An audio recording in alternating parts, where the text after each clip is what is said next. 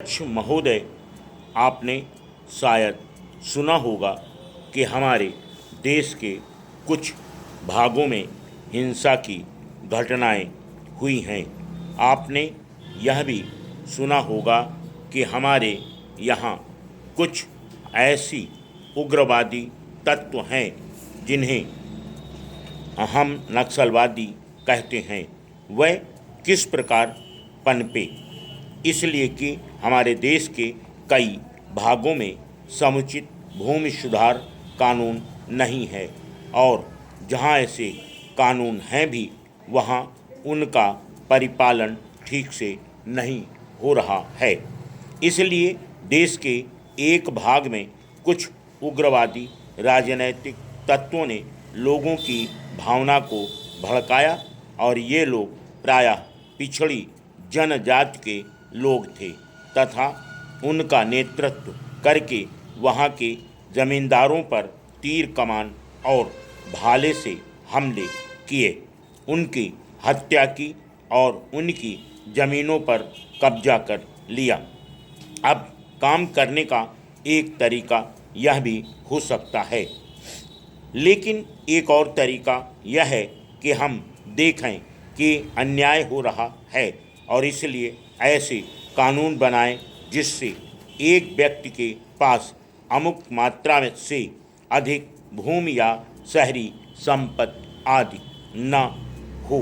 इस तरह एक व्यक्ति को कष्ट तो होगा ही, लेकिन वह कष्ट इतना ज़्यादा नहीं होगा कि सीमा पार कर जाए, क्योंकि शेष सीमा में भी उसकी मज़े से गुजर बसर होती रहेगी।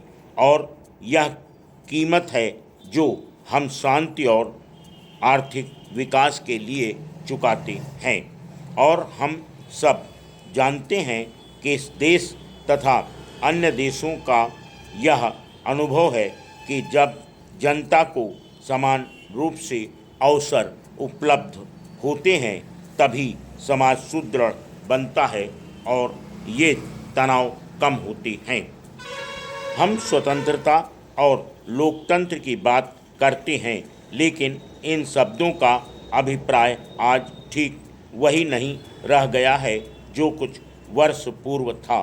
उदाहरण के लिए, जब लोकतंत्र का पहले प्रयोग आरंभ हुआ तब उसका यह तात्पर्य नहीं था कि सभी को अधिकार प्राप्त हों।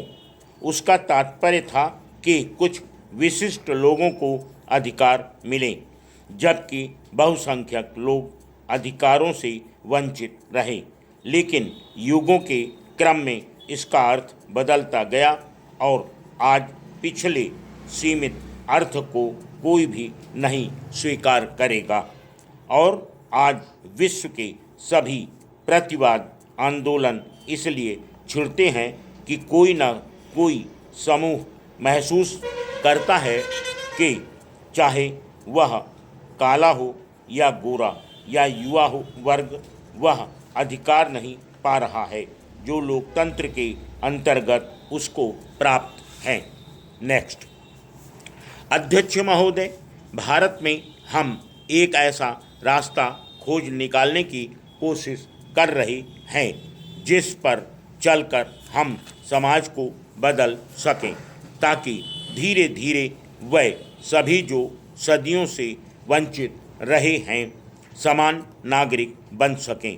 प्रथम तो मेरे विचार से यह ज़रूरी है, मानवीय गौरव के लिए, लोकतंत्र के लिए, स्वतंत्रता के लिए। इसके अलावा यह व्यवहारिक दृष्टि से समान रूप से भी महत्वपूर्ण है। कारण यह है कि अगर ऐसा नहीं होगा तो तनाव पैदा होंगे और कोई भी खुशहाल नहीं हो सकेगा, और ऐसी स्थिर सामाजिक परिस्थिति नहीं बन पाएगी जिसमें आर्थिक प्रगति संभव हो सके। भारत ने पिछले वर्षों में काफ़ी प्रगति की है। स्वाधीनता प्राप्ति के बाद से 1962 तक हमारी प्रगति काफ़ी उल्लेखनीय रही है। 1962 में चीन के साथ सीमा विवाद को लेकर हमें संघर्ष में उलझना पड़ा और विकास की बजाय रक्षा की ओर ध्यान केंद्रित करना पड़ा और सैनिक मजबूती के लिए काफ़ी धन लगाना पड़ा, जिसे हमारे लिए नितांत आवश्यक सड़कों, स्कूलों तथा अन्य कार्यों में लगाया जा सकता था, क्योंकि उस समय तक हमने देश की रक्षा की ओर कतई ध्यान नहीं दिया था। 1965 में पाकिस्तान के साथ हमें फिर संघर्ष में उलझना पड़ा और हम उसके भारी व्यय से उबर भी न पाए थे कि भयंकर सूखा पड़ा। 3 वर्ष तक वर्षा नाम मात्र को ही हुई और अचानक हमें अकाल जैसी स्थिति का सामना करना पड़ा, लेकिन यह हमारी जनता के साहस, धैर्य तथा उसकी सहयोग भावना का परिचायक है कि इतनी निराशापूर्ण स्थितियों के बावजूद अकाल से एक भी मौत नहीं हो पाई। निसंदेह अमेरिका से हमें बहुत सहायता मिली, अन्य देशों ने भी सहायता की, स्वयंसेवी संगठनों ने सहायता दी और वह एक ऐसा समय था जब हम कृषि के नए तौर तरीकों की शुरुआत कर सके। उन दिनों 1966 में मैं अमेरिका यात्रा पर आई थी और तब जो मुख्य सवाल मुझसे पूछा गया था वह था, क्या भारत में लोकतंत्र जीवित बना रह सकता है? क्या आप बढ़ती हुई आबादी के लिए खुराक जुटा सकती हैं? बाद में हमने अखबारों में ऐसी सुर्खियां भी देखीं, क्या भारत जीवित रह सकेगा? आप सब ने देख लिया है कि भारत आज भी जीवित है। वहाँ लोकतंत्र की जड़ें बहुत मजबूत हुई हैं और आज गेहूं, चावल जैसे अनाजों की हमारी उपज पर्याप्त है। Full stop.